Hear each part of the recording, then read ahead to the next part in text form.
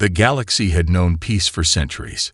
The countless races that populated the stars coexisted in an uneasy harmony, each vying for dominance in their corner of the universe.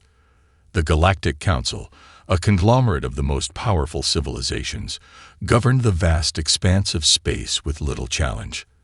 Diplomacy was the norm, and military force was a last resort. To most, the notion of war seemed outdated, an afterthought to the advancements in technology, trade, and exploration. Among all the civilizations that called the stars home, humanity was a curious afterthought. Earth had long been isolated, quietly progressing at its own pace. The Council knew of them. Of course, after all, Earth was part of the alliance of primitive species, a collective designation for races that hadn't yet reached the stars in a meaningful way. Humanity's progress had been slow, their understanding of space travel rudimentary compared to the galactic powers. They were just another backwater world, orbiting an unremarkable star in the far reaches of the galaxy. The Council didn't even see humanity as a threat. Their military was outdated, their ships clumsy and inefficient by galactic standards. No one even bothered to monitor Earth's technological progress too closely. They had no reason to. Earth wasn't even considered a significant player in the galaxy's politics. The Council was focused on far more pressing concerns: the territorial disputes between the Serath and the Uizral, the political strife in the Trixis cluster, and the unending search for new resources to fuel the ever-expanding war machines of the Zilkari Dominion. Humanity's place in this grand tapestry of spacefaring species was a mere dot on a map, insignificant, unremarkable, and, above all, harmless. But behind the scenes, something was happening on Earth. A quiet revolution had begun, a secret project that would shake the foundation of the galaxy. Humanity had never been as backward as the Council thought. Over the past few decades, hidden beneath the surface of Earth's most secure military facilities, a fleet had been slowly constructed, a fleet unlike any the galaxy had ever seen. Earth's leaders, aware of the galaxy's indifference toward their species, had decided to change their fate. They knew they could not rely on the Council's protection, nor could they trust that their place in the galaxy would ever be secure. So they built a fleet, one designed not for exploration or diplomacy, but for war. Not for conquest, but for survival. The fleet was a marvel of human ingenuity, using reverse-engineered technology from ancient alien artifacts. Mixed with humanity's own innovations, the ships were armed with weapons that made their old, outdated military look like children's toys. The technology was unlike anything the galaxy had ever seen: sleek, efficient, and powerful. The humans had learned to fight in a way no one expected, combining brute force with an unpredictable, guerrilla-style approach that left their enemies struggling to adapt. And now the first ship, a scout vessel, had silently emerged from its hidden dock at the edge of Earth's atmosphere. It was sleek, armed with the latest human weaponry, and equipped with a quantum engine capable of faster-than-light travel. No one on the Council knew it was there. No one had detected it.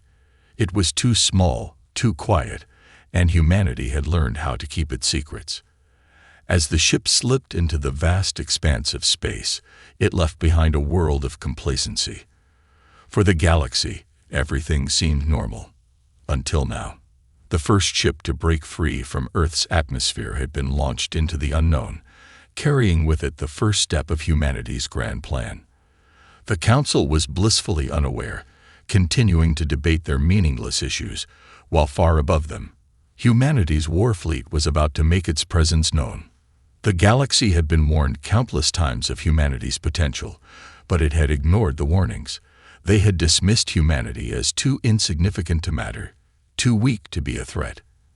Now that mistake would come back to haunt them, because humanity was not what they thought it was, and the storm that was about to break upon the galaxy would change everything. The first ship reached its destination, a quiet corner of the galaxy where few ships traveled. The crew, composed of humanity's finest soldiers, prepared for their mission. But their mission wasn't to conquer or to invade. It was to send a message. The message was simple. Humanity had arrived. And they weren't asking for permission. The first human ship, the U.S. Resolute, was a marvel of engineering, designed with one singular purpose: to prove that humanity was not to be underestimated. Its sleek, dark frame cut through space like a shadow, its engines humming with quiet power as it traveled deeper into the galaxy. The ship's mission was simple: to scout, gather information, and above all, make humanity's presence known. What no one anticipated was the encounter that would happen far sooner than expected. As the Resolute moved through the outer rims of the galaxy, it detected an incoming fleet on the horizon. A patrol by the Ganks, a race notorious for its ruthlessness and militaristic nature. The Ganks had long controlled large swathes of space, their empire built on subjugation and fear. Their ships were massive, heavily armed, and their war tactics were brutal, designed to overwhelm any opponent. They had seen countless smaller, weaker races arrive in their domain, and they had swiftly wiped them out, leaving no trace. When the Ganks detected the human ship, their response was automatic: a small scout ship in their domain. It was an anomaly that needed to be dealt with immediately. The Gank ships converged on the Resolute, their weapons primed and ready to destroy. They were confident, too confident. But what they didn't know was that humanity had prepared for this very moment. The Resolute wasn't just a scout ship, it was a warship equipped with advanced weaponry and systems that the Ganks could not begin to comprehend. As the Ganks fleet moved in, the Resolute unleashed its first strike, a barrage of energy blasts that tore into the hulls of the lead Gank ships. The Ganks, stunned by the power of the human weapons, retaliated with their own firepower, but it wasn't enough. The Resolute was fast, its shields absorbing the incoming fire with ease, while its weapons continued to strike with pinpoint accuracy. The battle, which should have been a slaughter, was anything but. The Gank ships began to break formation, confused and unprepared for the unrelenting precision of humanity's tactics. For every Gank ship that launched a counterattack, another was taken down by the Resolute's superior firepower. Humanity wasn't just fighting to survive. They were fighting to prove a point. The battle raged for hours, the Ganks losing ship after ship, their once proud fleet crumbling under the sheer force of humanity's assault. The remaining Gank ships, realizing they couldn't win, attempted to flee, but the Resolute wasn't finished. A final strike from its weapons sent the last of the retreating ships spiraling into the void. The Resolute hung in space, its systems flashing with status reports of a hard-won victory. The crew was exhausted, but they were alive, and the message had been sent. Humanity could fight and win. As the Resolute made its way to a nearby safe haven, the news of the battle quickly spread across the galaxy. The Ganks, humiliated and furious, sent a message to the Galactic Council.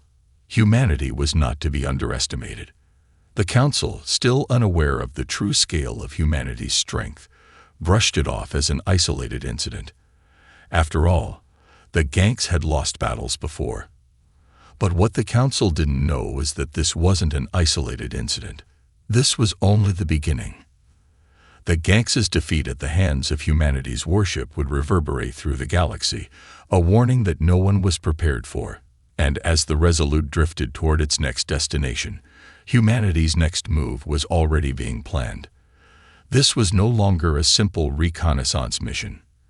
Humanity was here to stay, and they were not going to be ignored. The galaxy would have no choice but to recognize them.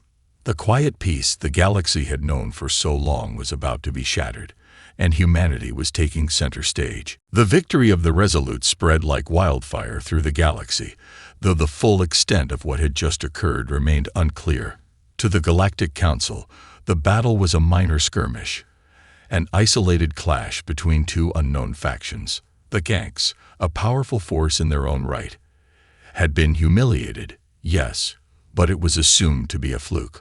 The Council, in their arrogance, dismissed the incident as an anomaly, nothing more than a fleeting disruption. What they didn't realize was that the Resolute was not the only ship humanity had built.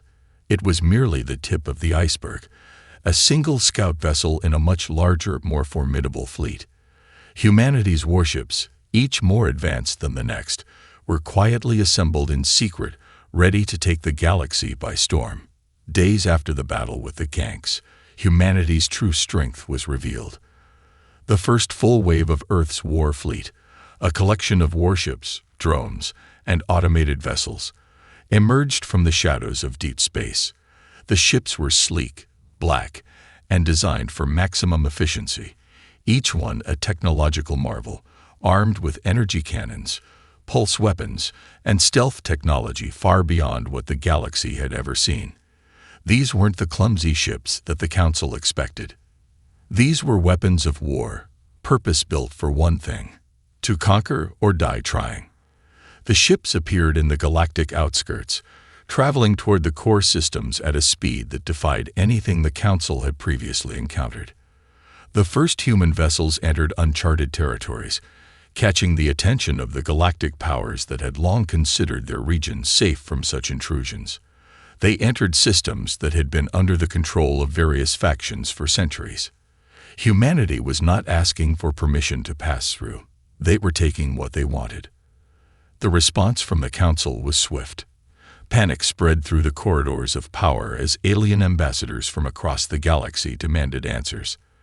The Ganks had sent word of the Resolute's unexpected victory, but no one had expected the humans to launch a full-scale fleet.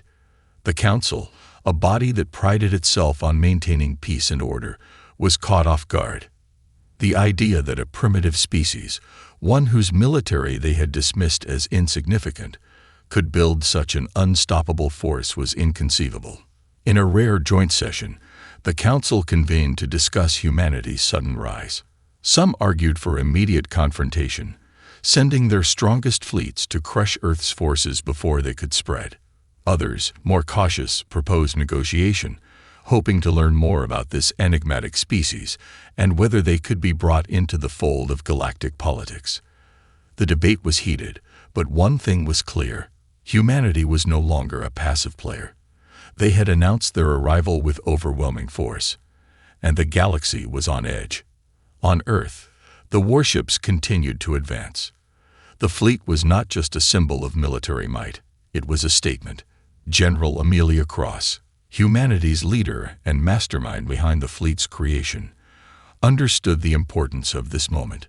The galaxy had underestimated her species for far too long, and now it was time for them to see what humanity could truly do.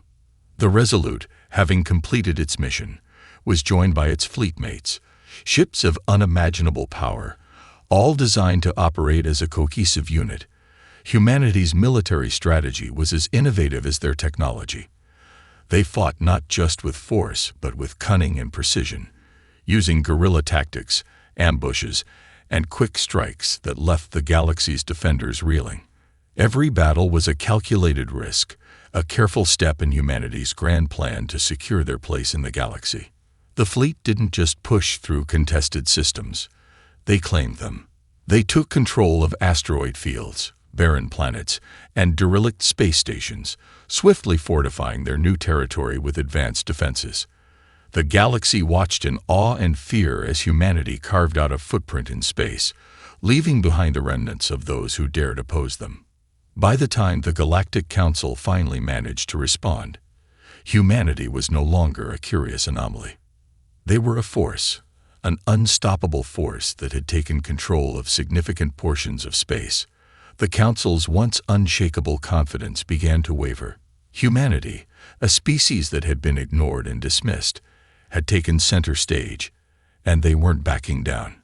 The message was clear: humanity was here to stay, and the galaxy would have to reckon with the consequences. The galaxy had long been at peace, or so it thought.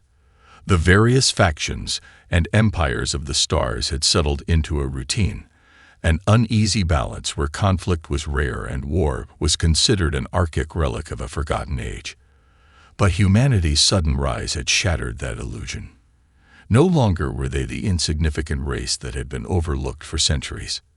Now, humanity was a force of nature, one that had emerged with a singular purpose: survival.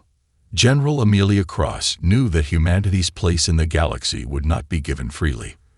The diplomatic channels were useless. Peace talks would only delay the inevitable. The galaxy had watched as countless species fought over territory, resources, and power for millennia. Now, it was humanity's turn. But humanity wasn't here for conquest, not in the traditional sense. They weren't here to dominate. They were here to take what was rightfully theirs and protect their people from the indifference of a universe that had never cared about them. The human fleet, now a growing armada of warships, drones, and automated fighters, continued to advance deeper into the galaxy, taking systems one by one. Each new planet was met with swift and decisive action. Humanity's ships were armed with weapons unlike any the galaxy had seen: energy pulse cannons, gravimetric warheads, and adaptive shielding that could absorb the most powerful of enemy attacks.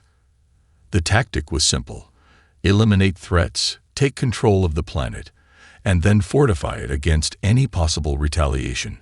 The inhabitants of these worlds, most of them peaceful and unsuspecting, were shocked when humanity's forces arrived.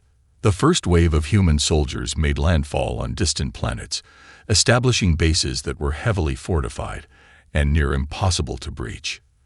The humans didn't just conquer, they secured their future. They made sure that no one would ever dare challenge them again. The galaxy's response was predictable. The Galactic Council issued condemnations, calling humanity's actions an act of aggression. The Council sent emissaries to Earth, demanding answers. The message was clear: stop your expansion or face the consequences. But humanity was unyielding. General Cross responded with a simple transmission: we are not asking for permission. We are securing our future. The human fleet's victories were swift and decisive. One by one, the factions that had once ruled the stars found themselves on the defensive. The Zilkari Dominion, the Exernic Combine, and even the proud Srath Empire, all of them were forced to reckon with humanity's rapid rise. The humans weren't just winning battles, they were winning hearts and minds. The planets they liberated from tyranny began to rally to their cause, forming alliances with the humans and offering their resources to aid in humanity's march across the stars. The warships moved with cold precision, striking at targets with brutal efficiency. Every battle was a display of humanity's relentless will. The galaxy had never seen a species so determined, so focused, and so willing to fight to the death for their survival. There was no mercy, no compromise, only victory. The most surprising part of humanity's rise, however, was not their technological superiority or their unmatched military might. It was the strength of their resolve. Humanity fought not just for control of the galaxy, but for their very existence. They had learned the hard way that the galaxy had no place for those it deemed weak. But humanity refused to accept that fate. Each victory was a message, a statement to the galaxy that humanity would no longer be treated as a second-rate species. Every destroyed enemy ship, every conquered world, was a declaration: we will not bow down, we will not be erased. As the war raged on, humanity's fleet continued to grow. Ships were constructed faster than the galaxy's defenders could react. The war machines, both human-crewed and automated, flooded the stars with an unrelenting wave of force. The galaxy, once filled with diverse empires and peaceful alliances, was now a chaotic battleground. There was no turning back. Humanity's righteous fury had set the galaxy on fire, and it would burn until no one dared to challenge their place among the stars. And through it all, General Cross stood at the helm, unwavering. "We fight not because we seek to rule," she said to her fleet. "We fight because we refuse to be erased from history." The galaxy was beginning to understand the truth. Humanity was not here to ask for permission. Humanity was here to claim its rightful place in the cosmos, and nothing would stand in their way. Humanity's relentless march through the galaxy was only just beginning, but the rest of the galaxy was already beginning to understand the sheer scale of the threat they now faced. The Council's representatives had been sent to Earth, demanding an end to the expansion, but General Amelia Cross and her fleet showed no sign of backing down. What the Council failed to recognize was that the human fleet wasn't just made up of ships. It was a living, breathing war machine. And it was unstoppable. As the days passed, the human fleet's power grew exponentially. Ships were not only built faster than anyone anticipated, but humanity had discovered a way to manufacture entire fleets of autonomous war drones. These machines were designed for one thing: war. They operated in perfect synchronization with human forces, serving as the perfect complement to their advanced technologies and combat strategies. Humanity's drones were not like the clumsy, single-purpose ships other species used. These drones were sophisticated, adaptable, and capable of engaging in combat with a precision that even the most battle-hardened species could not replicate. The first time the galaxy saw the drones in action was in the attack on the Zilkari Dominion. The Dominion had long been a power in the galaxy, with fleets that struck fear into the hearts of their enemies. They were confident in their superiority, believing their massive dreadnoughts and advanced weaponry made them invincible. But when they faced humanity's drones, they quickly realized their mistake. The drones arrived in waves, an unending tide of machines that seemed to come from nowhere. They moved with frightening efficiency, swarming over the Dominion's defenses in seconds. Each drone was capable of operating autonomously, using advanced artificial intelligence to adapt and counter the Dominion's tactics. As the Dominion fleet engaged the first wave, they were blindsided by the second wave, a new breed of drone that could infiltrate enemy systems and disable their ships from within. The first wave of Zilkari ships fell quickly, but it was the second wave that truly broke their spirit. The human drones didn't just destroy. They dismantled. They disabled engines, severed communications, and left the once mighty Zilkari fleet in disarray. Within hours, the Dominion's defense line was crumbled, and their remaining forces were in full retreat. But it wasn't just the drones that gave humanity the upper hand. The human warships, now numerous and armed with the most advanced weaponry, were capable of coordinating with the drones to execute attacks with devastating precision. The U.S. Resolute, the flagship of humanity's fleet, continued to lead the charge, its weapons and shields outclassing anything the galaxy's major powers had to offer. The Resolute was a symbol of humanity's ingenuity, its systems tuned for both speed and firepower. It could launch rapid strikes with pinpoint accuracy, disable enemy defenses, and adapt on the fly to any situation. The overwhelming success of humanity's technological advances became clear as other alien races began to feel the weight of humanity's unstoppable machines. The Srath Empire, once one of the most feared species in the galaxy, had tried to mount a defense in the Exarus sector. But when their fleets encountered the human drones, their military tactics faltered. Humanity's machines didn't just fight. They learned. The drones adapted to every move, every new tactic the Srath tried to use, making them almost impossible to defeat. By the time the Srath tried to regroup and counterattack, they were already at a disadvantage. The human fleet had taken hold of several key systems, and the Srath's own resources were spread thin across multiple fronts. The Empire's once proud warships were no match for the sheer numbers and speed of humanity's forces. Back on Earth, General Cross watched with a quiet satisfaction as humanity's fleet continued to carve a path through the stars. She knew the war was far from over, but the tide was already turning. With each victory, humanity's reputation spread, and other races, those who had once laughed at Earth's insignificance, began to take notice. No one had expected humanity to be capable of such destruction. No one had expected them to possess such a vast, highly coordinated fighting force. Humanity's unstoppable machines had turned the tide of the war, and the galaxy was beginning to realize that they were no longer dealing with a species that could be brushed aside. They were dealing with a power that would not stop until they had claimed their place among the stars. For General Cross and her people, the message was simple: humanity would never be ignored again. They were not here to ask for permission. They were here to take what was theirs. and the galaxy would either accept them or be swept aside. As humanity's war fleet continued its relentless expansion, the Galactic Council found itself at a breaking point. The once united body, which had governed the galaxy for millennia, was now fractured. Their complacency had led to humanity's rise, and now they were desperate to stop it before it was too late.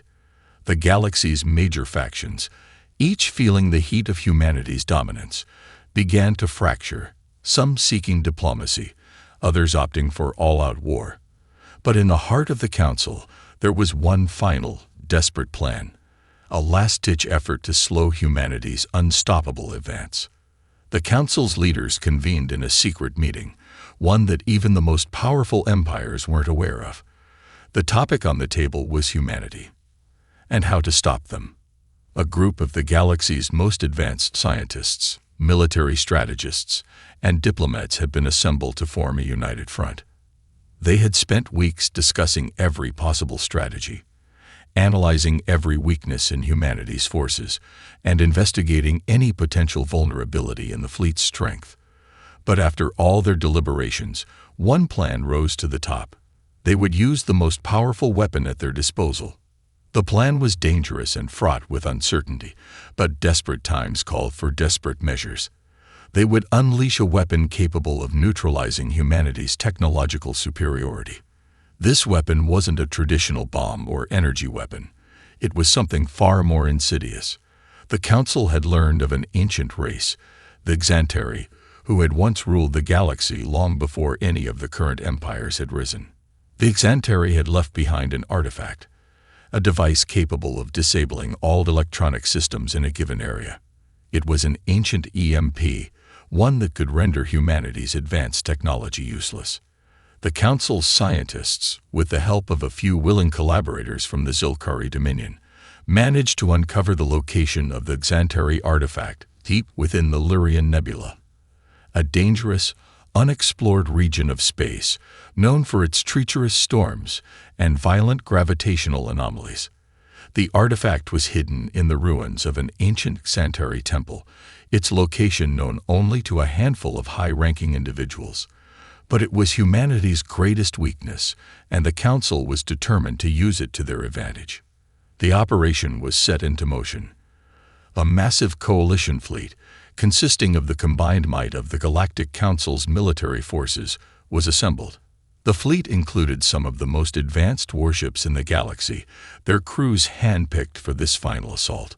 The mission was simple: recover the Xanteri artifact, return it to Council space, and deploy it to disable humanity's fleet.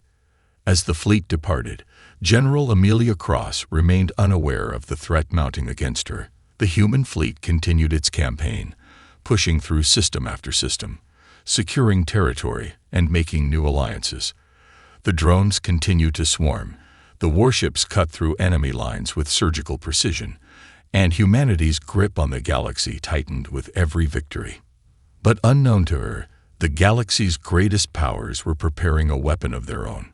The coalition fleet, despite the vast dangers of the Lyrian Nebula, pressed forward toward their goal. The plan was clear. If they could disable humanity's machines, the rest of the galaxy would be able to retaliate and crush the human threat once and for all. As the fleet entered the nebula, the sensors aboard their ships went haywire, the electromagnetic interference from the nebula playing havoc with their navigation systems. But the fleet pressed on, undeterred. Their target was close, very close. The Xanteri artifact was within their reach, hidden in the heart of the nebula. And with it, the final hope of stopping humanity's seemingly unstoppable advance. The Council believed this was their last chance. They had underestimated humanity once before, and now they hoped this ancient weapon would give them the edge they needed. The galaxy had suffered enough from humanity's fury, or so they believed. This weapon, if successful, would be the galaxy's salvation. But as they drew closer to their objective, they failed to notice one critical detail. Humanity had anticipated this move. The human fleet, working in the shadows, had infiltrated the nebula, anticipating the Council's final gambit. They had already begun their own countermeasure, prepared for a war of a different kind, one not fought with weapons, but with strategy, secrecy, and ruthlessness. And as the Coalition fleet neared the Xanteri artifact, they had no idea that humanity's next move was already in motion. The galaxy's final battle was about to unfold, and it would be unlike anything the Council or humanity had ever experienced before. As the Coalition fleet made its way through the Lyrian Nebula, their path shrouded in dangerous electromagnetic disturbances, they were unaware of the human forces lying in wait. General Amelia Cross had seen the signs of the galaxy's desperation, the growing resistance to humanity's rise, and she knew the Council wouldn't stop until they had either destroyed or neutralized her people. The human fleet, despite its overwhelming strength, was always prepared for the unexpected, and their tactics had always been one step ahead. For days, the Coalition fleet navigated the perilous regions of the nebula, fighting through violent storms and cosmic debris. The Xanteri artifact, hidden in the ruins of an ancient temple on a long-forgotten planet, lay just ahead. But the farther they ventured, the more the Coalition's command realized something wasn't quite right. Their ship's sensors, already unreliable due to the nebula's interference, began to detect odd disturbances in the electromagnetic field, as though something was tampering with the very fabric of space. It wasn't long before the truth became apparent. Humanity had anticipated the Council's final move and had placed a trap. The nebula, dense and chaotic as it was, had hidden more than just the Xanteri artifact. It had concealed the presence of a human fleet, one that had been lurking in the shadows, monitoring the Coalition's every move. The moment the Coalition fleet ventured too deep, humanity's counterstrike began.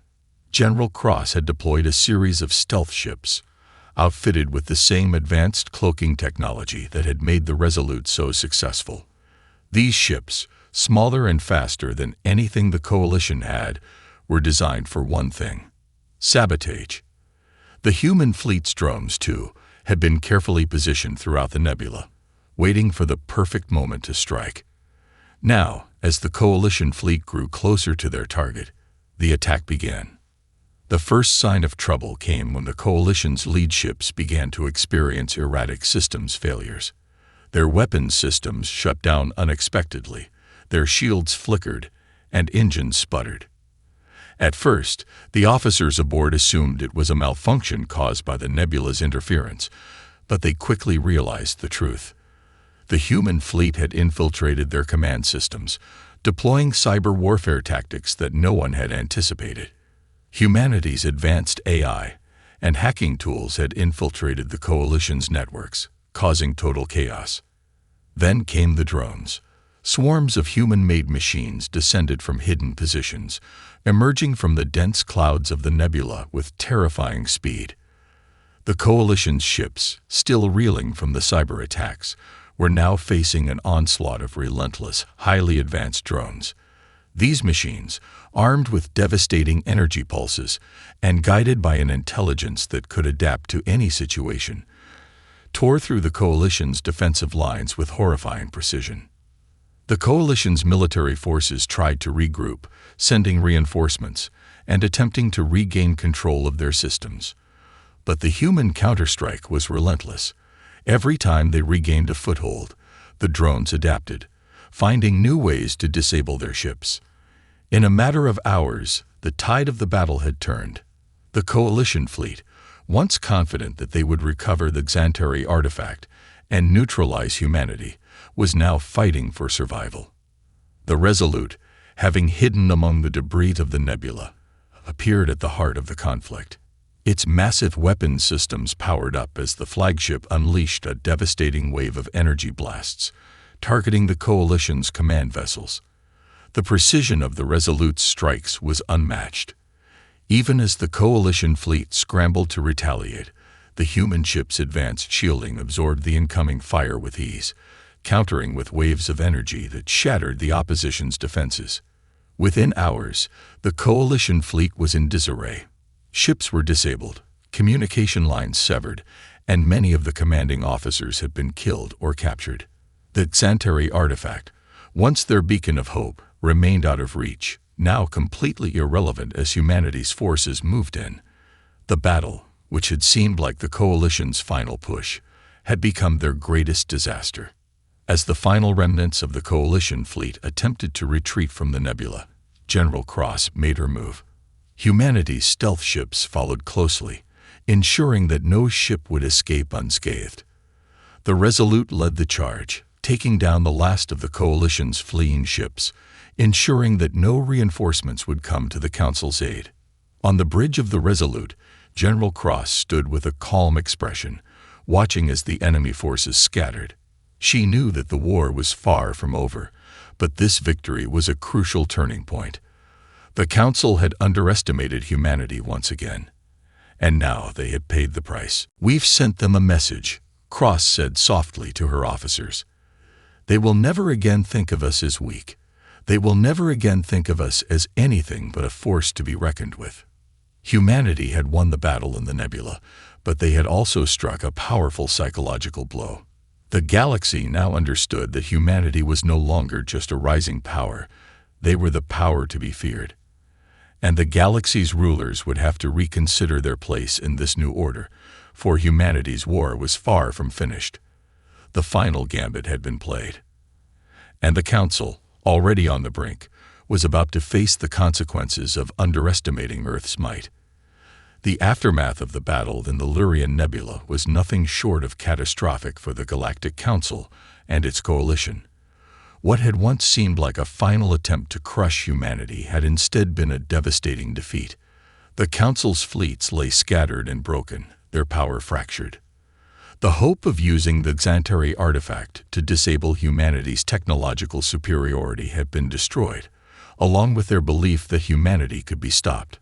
The galaxy was now witnessing a transformation it had never anticipated, and there was no going back. General Amelia Cross stood on the bridge of the Resolute, her gaze fixed on the shattered remnants of the coalition fleet retreating from the nebula. The battle had been won, but there was no time to savor the victory. Humanity's enemies were not simply going to accept defeat. The war had shifted, but the true test was still ahead. The galaxy had seen the force humanity could wield, and now they would understand its resolve. The Council, reeling from the blow, scrambled to reassess their position. Desperate communications were sent to the remaining factions, urging them to rally against humanity. It was no longer a matter of whether humanity would continue its expansion. It was a question of how much the galaxy was willing to fight to stop it. But the Council's ability to unite the galaxy had always been its strength, and now it was its greatest weakness. Trust had eroded. Diplomacy had failed. War was the only remaining option. But humanity was not deterred. In the wake of their victory, General Cross knew that they had to solidify their position. They could not rest on their laurels. The Resolute had sent a clear message. Humanity would not simply be a part of the galaxy's history. They were making history, and they would claim their place at the table of the stars. As the human fleet continued its campaign, General Cross began a series of calculated strikes against the remaining strongholds of the Council's most powerful members. The Zilkari, the Sazrath, and even the Exernic combine. Their forces had been decimated by humanity's precision and speed. Each system they conquered, each world they liberated or subdued, strengthened humanity's grip on the galaxy. The human fleet was no longer just a military force. It was an ideology, a symbol of resistance, unity, and determination. Meanwhile, within the heart of the Galactic Council, the leaders could no longer deny the truth. The galaxy had changed. They were no longer the governing body that controlled the flow of power. Humanity had shattered that illusion. The Council's attempts to broker peace were met with skepticism and distrust. Some members, already broken by the war, began to question whether fighting was even worth it anymore. Others, unwilling to accept the new reality, began to form their own alliances, looking for ways to undermine the Council from within. But even as the galaxy teetered on the edge of collapse, there were those who still clung to the hope of resistance. The few remaining empires with the will and resources to fight humanity began to rally together, forming a coalition to strike back at the human fleet.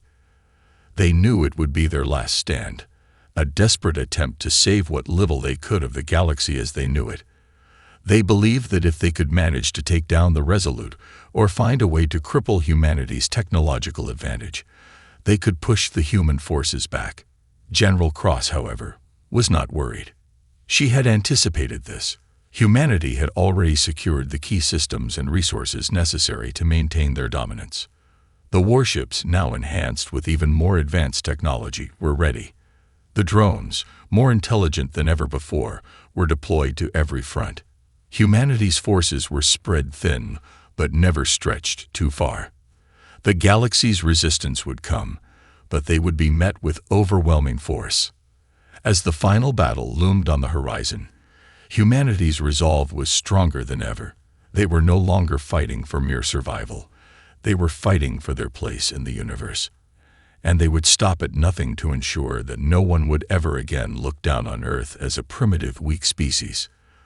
The galaxy had underestimated humanity's fury, but now it would understand that this was no longer a war for dominance. This was a war for identity, for a future where humanity would stand not as a footnote, but as a new power in the stars. The reckoning had begun, and the galaxy would never be the same again.